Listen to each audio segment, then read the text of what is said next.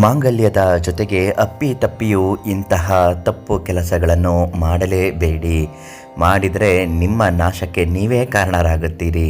ಮನೆಯಲ್ಲಿ ನಗು ಹೊರಟೋಗಿ ಯಾವಾಗಲೂ ಕಣ್ಣೀರು ತುಂಬಿರುತ್ತದೆ.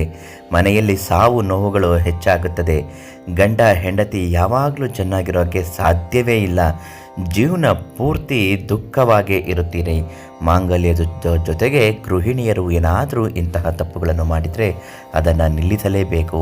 ಅಂತಹ ತಪ್ಪುಗಳು ಯಾವುದು ಅಂತ ಇವತ್ತು ವಿಡಿಯೋದಲ್ಲಿ ತಿಳಿಸ್ಕೊಡ್ತೀನಿ. ಸಿದ್ಧಿ ಮಂತ್ರಂ ಯೂಟ್ಯೂಬ್ ಚಾನಲನ್ನು ನೀವು ಇನ್ನೂ ಸಬ್ಸ್ಕ್ರೈಬ್ ಮಾಡದೆ ವಿಡಿಯೋಗಳನ್ನ ನೋಡ್ತಾ ಇದ್ದರೆ ಮೊದಲು ನಮ್ಮ ಚಾನಲನ್ನು ಸಬ್ಸ್ಕ್ರೈಬ್ ಮಾಡಿ. ಇಂತಹ ಅನೇಕ ಮಾಹಿತಿಗಳು ನಿಮ್ಮ ಮೊಬೈಲ್ಗೆ ಪ್ರತಿದಿನ ಲಭ್ಯವಾಗುತ್ತೆ. ಹಾಗೂ ನಿಮ್ಮ ಸಮಸ್ಯೆಗಳು ಏನೇ ಇದ್ದರೂ ಶೀಘ್ರ ಮತ್ತು ಶಾಶ್ವತವಾದ ಪರಿಹಾರಕ್ಕಾಗಿ ಪಂಡಿತ್ ಶ್ರೀ ಮಂಜುನಾಥ ಗುರುಗಳಿಗೆ ಒಂದೇ ಒಂದು ಕರೆ ಮಾಡಿ ನಿಮ್ಮ ಸಮಸ್ಯೆಗೆ ಪರಿಹಾರವನ್ನು ಖಂಡಿತವಾಗಿಯೂ ಸುಲಭವಾಗಿ ಕೊಡುತ್ತಾರೆ. ಸಾಕಷ್ಟು ಸಾವಿರಾರು ಜನ ಇವರಿಂದ ಪರಿಹಾರ ಪಡೆದಿದ್ದಾರೆ. ಮನೆಯಲ್ಲಿ ಸುಖ ಶಾಂತಿ ನೆಮ್ಮದಿ ನೆಲೆಸುವಂತೆ ಮಾಡಿದ್ದಾರೆ.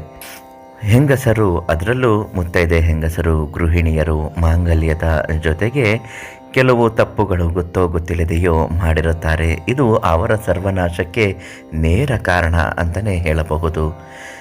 ಜೀವನದಲ್ಲಿ ಮಾಂಗಲ್ಯ ಸರಕ್ಕೆ ಇರುವಂತಹ ಮಹತ್ವ ಬೇರೆ ಯಾವುದಕ್ಕೂ ಇಲ್ಲ ಅಂತಲೇ ಹೇಳಬಹುದು. ದಾಂಪತ್ಯ ಜೀವನ ಚೆನ್ನಾಗಿರಬೇಕು ಅನ್ನೋದಾದರೆ ಮಾಂಗಲ್ಯ ಸರ ಮೊದಲು ಕಾರಣ. ಎಲ್ಲಾದರೂ ಕುಂಕುಮ ತಗೊಳ್ಳೋಕ್ಕೆ ಹೋದಾಗ ಮೊದಲನೇ ಕುಂಕುಮ ಮಾಂಗಲ್ಯ ಸರಕ್ಕೆ, ಮಾಂಗಲ್ಯ ಡಾಲರ್ಗೆ ಹಾಕಬೇಕು. ಎರಡನೆಯದಾಗಿ ನಿಮ್ಮ ಹಣೆಗೆ ಆ ಕುಂಕುಮವನ್ನು ಹಚ್ಕೊಳ್ಬೇಕು. ಕೆಲವರು ಮೊದಲು ಹಣೆಗೆ ಹಚ್ಕೊಂಡು ನಂತರ ಮಾಂಗಲ್ಯಕ್ಕೆ ಹಚ್ಕೊಳ್ತಾರೆ, ಹಂಗೆ ಮಾಡಬೇಡಿ. ಇನ್ನು ಎರಡನೆಯದಾಗಿ ಬಟ್ಟೆ ಪಿನ್ನು ಅಂದರೆ ಸೇಫ್ಟಿ ಪಿನ್ ಅಂತ ಹೇಳ್ತಾರೆ, ಅದನ್ನು ಮಾಂಗಲ್ಯ ಸರಕ್ಕೆ ಜೋತು ಬೀಳುವ ಹಾಗೆ ಅದಕ್ಕೆ ಹಾಕಿಕೊಳ್ಳುವುದು. ಎಷ್ಟೋ ಹೆಣ್ಣು ಮಕ್ಕಳು ಇಂತಹ ತಪ್ಪುಗಳನ್ನು ಮಾಡುತ್ತಾರೆ. ಇದರಿಂದ ಗಂಡನಿಗೆ ದೋಷ, ಗಂಡನಿಗೆ ಕಾಯಿಲೆಗಳು ಹೆಚ್ಚಾಗುತ್ತೆ. ಅದೊಂದು ಪಿನ್ ಇರಬಹುದು, ಆದರೆ ಅದು ಕೂಡ ಒಂದು ಆಯುಧ ಅಲ್ವಾ. ಗಂಡ ಹೆಂಡತಿ ಅವರ ಜಗಳಕ್ಕೆ ಒಂದು ಪುಟ್ಟ ಕಾರಣ ಅಂತಲೇ ಹೇಳಬಹುದು. ಆಯುಧ ಇಟ್ಕೊಂಡ್ರೆ ಕಲಹ ತಪ್ಪಿದ್ದಲ್ಲ.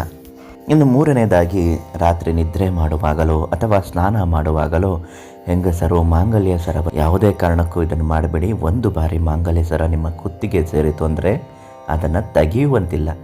ಒಂದು ವೇಳೆ ನೀವು ರಿಪೇರಿ ಮಾಡಿಸ್ಬೇಕು, ಸರಿ ಮಾಡಿಸ್ಬೇಕು ಅಂದರೂ ಕೂಡ ಒಂದು ಅರಿಶಿಣದ ದಾರವನ್ನು ಮೊದಲು ಕಟ್ಟಿಸಿಕೊಂಡು ನಂತರ ಮಾಂಗಲ್ಯ ಸರವನ್ನು ಬಿಚ್ಚಿಕೊಡುವಂತೂ ಮಾಡಬೇಕಾಗುತ್ತೆ.